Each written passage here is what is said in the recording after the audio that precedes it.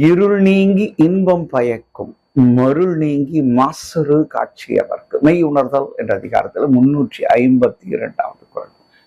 இருள் நீங்கி மருள் நீங்கி. மருள் என்றால் மயக்கம், மாசரு என்றால் குற்றமற்ற, மாசு என்றால் குற்றமற்ற, மாசரு காட்சியவர் குற்றமற்ற மனமுடையவர்கள்.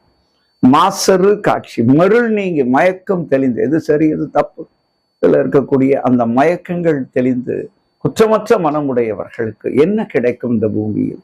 தேவையில்லையா?